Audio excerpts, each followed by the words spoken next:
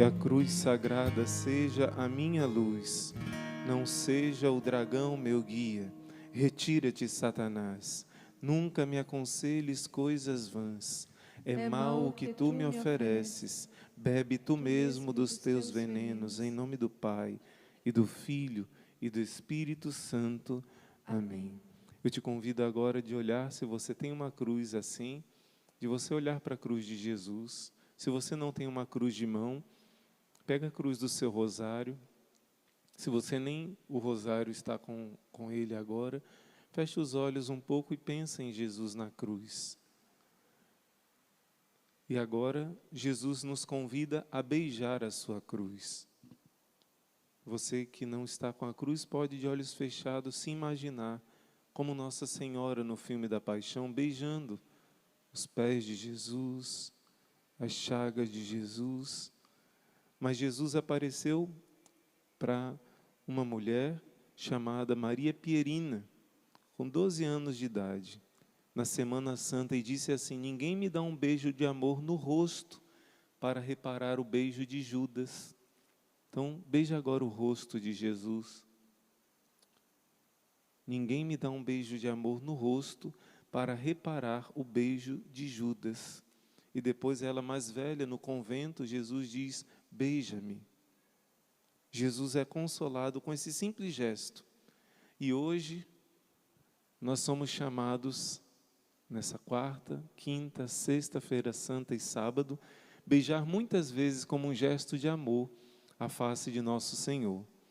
Jesus ensinou a irmã Maria Pierina, de maneira especial, beijar o rosto dele para reparar a traição de Judas, no período do Carnaval, a festa da Sagrada Face. Mas vocês sabem que em muitos lugares do Brasil estão, infelizmente, profanando a Semana Santa. Se já não bastasse uma festa que se profana o próprio templo do Espírito Santo, que é o seu corpo, não é? Dizendo que tudo é permitido no Carnaval, trouxeram o Carnaval para a Quaresma, muitas vezes, e depois o absurdo do absurdo, como desculpa de que não puderam festejar antes, na Semana Santa. E ainda zombando, muitos zombando da fé. Por isso hoje, de maneira especial, é o dia de reparar a Jesus. É o dia de beijar o rosto de Jesus, porque muitos estão beijando como Judas nesses dias. Não somos melhores do que eles, mas precisamos reparar para nós mesmos não cairmos nesse mesmo erro de Judas. Então, essa noite é uma noite muito especial. Essa formação é uma formação muito breve, comparada aos outros dias, mas essa noite você vai fazer a mesma coisa que os santos fizeram. Na quarta-feira santa, milhares e até milhões de santos, todos os santos vivenciaram essa quarta-feira santa, rezando a oração que você vai rezar hoje. O ofício da quarta-feira das trevas é a reparação da traição de Judas. E os santos viveram isso, amaram a Jesus, beijaram a face de Jesus para consolar do beijo infame de Judas, e por isso eles venceram o Judas que existia dentro deles. Porque todos nós com pecado somos Pedro que nega, somos Judas que trai. Mas aquele que sabe reparar os pecados faz morrer essa escuridão que existe dentro de nós. Por isso, essa é uma noite muito especial. O santo da sua devoção, quem é? Pois o santo da sua devoção, na quarta-feira santa, sempre fazia essa oração. Depois do concílio, essa oração não é mais obrigatória, não é facultativa, mas você hoje está fazendo essa oração que o santo de sua devoção fazia, não é? Ele reparava a ofensa de Judas ao trair Jesus. E nessa noite será uma noite de clamor, será uma noite de fechar as brechas, será uma noite de entrar naquilo que dentro de nós é escuridão, é Judas, para fechar essas brechas, para Jesus iluminar o que existe de escuridão em nós, para afastar a maldição, para nos libertar com a sua luz. Por isso que você hoje trouxe a vela, você que está em casa, você colocou a sua casa numa meia luz, não é? Um pouco mais escuro, representando que nós estamos entrando nessa área de dentro de nós, que também é Judas, para poder transformar em luz, expulsar esse mal de dentro de nós. Meus irmãos, o Evangelho de hoje diz palavras muito fortes. Jesus diz palavras que me deixam assim, um pouco assustados, porque Jesus diz que Judas era melhor que ele nunca tivesse nascido. O Filho do Homem vai ser traído, ele vai morrer na cruz, como está escrito. Mas ai daquele por quem o Filho do Homem for traído. Era melhor que nunca tivesse nascido. Se qualquer pecador se arrependesse e ficasse 1 milhão, 1 bilhão, 1 trilhão, trilhões de anos no purgatório, depois ele iria para o céu eternamente, valeria a pena ter nascido. Mas quando Jesus fala isso, é uma palavra muito assustadora. Não valeria a pena ter nascido esse homem. E Jesus ainda vai dizer assim: quando um de vocês vai me trair, e eles perguntam, quem? Sou eu, sou eu. E somente Judas, quando ele pergunta, serei eu, mestre?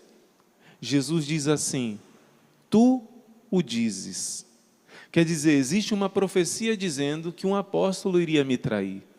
Mas não é por causa da profecia que você está me traindo, é porque você decidiu isso no seu coração. Por isso é muito forte essa palavra de Jesus. Serei eu, mestre, você que está dizendo, você que se decidiu, você que escolhe. Nós somos livres, ninguém foi predeterminado para a perdição, ninguém foi destinado para a perdição, ninguém. Mas Deus, na sua sabedoria, Deus sabe. Antes que eu me sento, que me levanto, diz o Salmo, antes que a palavra venha à minha boca, Deus já sabe, Deus já sabia que Judas iria, mesmo com tanto amor de Jesus, rejeitar. Por isso, Jesus diz essas palavras fortes sobre Judas, e a igreja diz assim, a igreja diz que ela não tem autoridade para dizer quem está no céu ou quem está no inferno, não é? A igreja não tem essa autoridade, de dizer quem está no inferno, ela só tem autoridade de dizer quem está no céu. Por isso, os santos canonizados, nós temos certeza absoluta que eles estão no céu. Mas nunca a igreja diz assim, olha, fulano com certeza se perdeu. A igreja não diz isso. Mas com Judas existe algo diferente. Porque com Judas aconteceu parecido como o bom ladrão. O bom ladrão foi o único que a igreja não precisou dizer que ele está no céu. A igreja não precisou canonizar o bom ladrão, porque o próprio Jesus já canonizou. Jesus disse assim, ainda hoje tu estarás comigo no paraíso, pelo teu arrependimento sincero, a minha misericórdia te resgata. Agora de Judas, o próprio Jesus disse que seria melhor nunca ter nascido, isso em Mateus 26, o evangelho de hoje. E Jesus diz em João 17, Pai, aqueles que tu me deste, nenhum se perdeu, com exceção do filho da perdição. E assim se cumpriram as Escrituras. Jesus está dizendo que dos 12 apóstolos, o único que se perdeu, Jesus usa essas palavras, se perdeu, e chamou ele de filho da perdição. No capítulo 6 de São João, Jesus vai dizer, eu escolhi vocês 12, mas um de vocês é um demônio. Na Santa Ceia, em João 13, Jesus vai dizer, um de vocês é um demônio. E quando Judas, com o coração cheio de ódio, recebeu a Eucaristia, João 13 vai dizer, nessa hora Satanás entrou nele. Ele foi o primeiro sacerdote que comungou sacrilegamente, sem arrependimento dos seus pecados, em estado de pecado mortal. Naquela hora ele ficou possesso de Satanás. Ele já estava agindo por pecado, mas ali ele se entregou completamente. Então, meus irmãos, é uma palavra muito forte. Também em Atos dos Apóstolos, capítulo 1, São Pedro, o primeiro Papa, vai dizer, Judas foi para o lugar que lhe foi destinado. E ele vai citar salmos. Se você quiser, você anota esses salmos para dizer, para ver depois o que esses salmos falam, a profecia sobre Judas. Salmos 54, 55 em algumas Bíblias, Salmos 68, 69 em algumas Bíblias e Salmos 108, 109 em outras Bíblias. Nesses salmos vai dizer que aquele que trai o Senhor será condenado. São palavras muito fortes. E além de Jesus dizer isso no Evangelho, Jesus apareceu a Santa Brígida e disse que Judas se condenou. Ninguém é obrigado a acreditar nos escritos de Santa Brígida, não é? Mas é um sinal para nós, muito forte. E terminamos dizendo que em Mateus 27, versículo 3, vai dizer que Judas ficou tomado de remorso e devolveu aquelas moedas para os sumos sacerdotes. É muito importante, algumas Bíblias trazem tradução arrependimento, mas essa tradução não é a correta. A maioria das Bíblias, Mateus 27, versículo 3, é a única passagem que fala desse remorso que ele sentiu e ele por isso joga aquelas moedas e depois vai se matar. Santa Faustina vai explicar a diferença do remorso para o arrependimento. O remorso é um sentimento ruim, eu fiz uma coisa ruim, aquilo me deixa mal, me traz um mal-estar. Isso é uma graça de Deus para que a pessoa se arrependa. Mas tem pessoas que mesmo sentindo aquele mal-estar, não se lançam na misericórdia de Jesus, não querem sair do seu estado de pecado. Essa realidade existe. Nós na segunda-feira meditamos sobre Maria Madalena. Ela viveu uma vida suja no pecado, mas ela soube confiar na misericórdia, se humilhou e se arrependeu. Ontem nós meditamos sobre Pedro. Pedro fez muito parecido com Judas. Pedro traiu também o seu mestre, mas Pedro se lançou nos braços da misericórdia. Mas hoje nós meditamos essa figura de Judas, que não soube confiar na misericórdia. Jesus diz a Santa Faustina, no número 741, que dos 7 principais tormentos do inferno, o segundo tormento do inferno é o remorso da consciência. Está entendendo a diferença?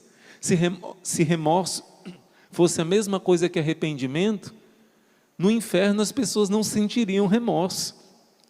Santa Faustina está dizendo que uma dor terrível para as pessoas no inferno é esse tormento de se sentir mal pelos pecados que fez. Mas isso não é arrependimento. No inferno não existe ninguém arrependido dos seus pecados, mas sim se sentindo mal. É o segundo tormento do inferno, o remorso. E o terceiro é saber que nunca mais sairá de lá, o desespero, que Judas também sentiu, a falta de esperança na misericórdia de Deus. Jesus diz assim: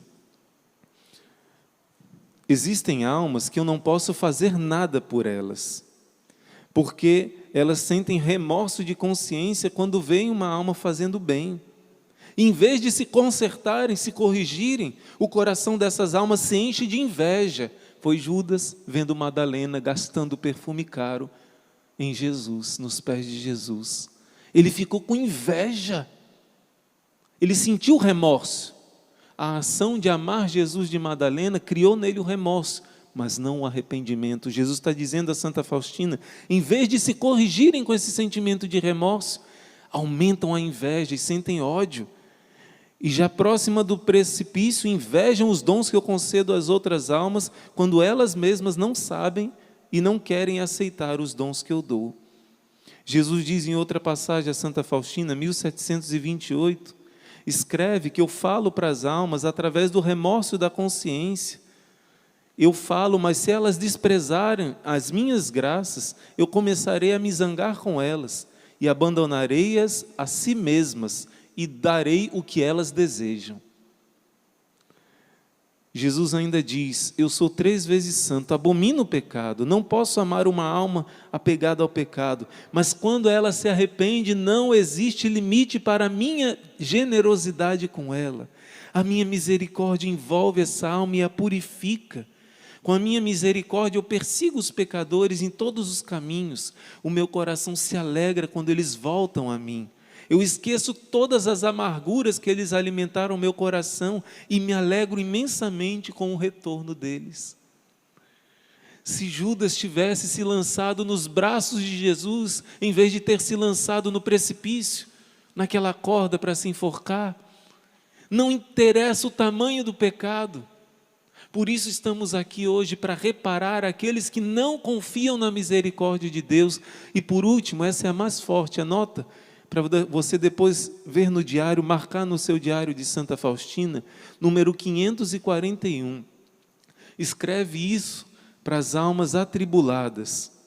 Quando uma alma enxerga e reconhece a gravidade dos seus pecados, porque quando Judas viu que Jesus foi condenado, quando Jesus estava sendo crucificado, Satanás começou a acusá-lo, a perturbá-lo. Você é o culpado, você é um condenado, você é isso, você é aquilo.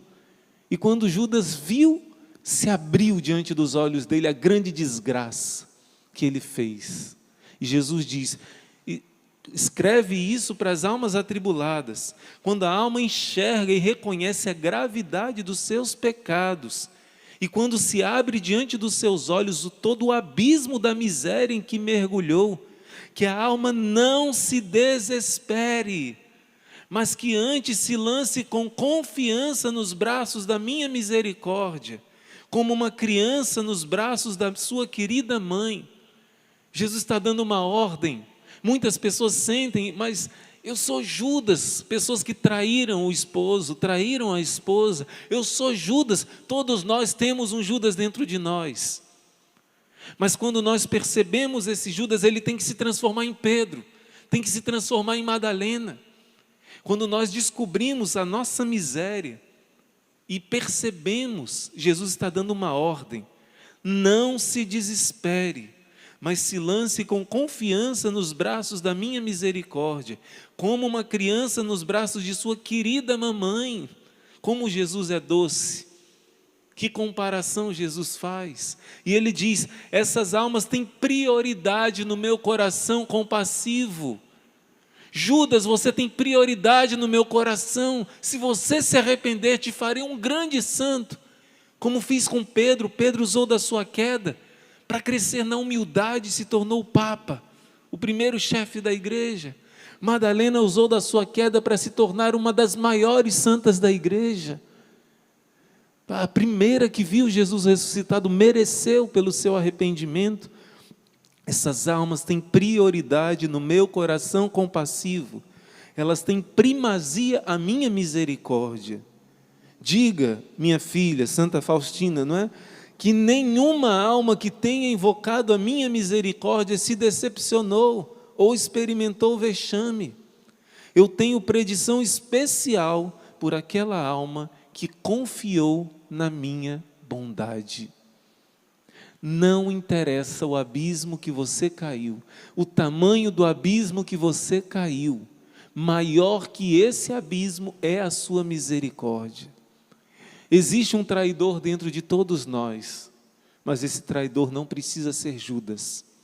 Esse traidor não precisa seguir o caminho de Judas.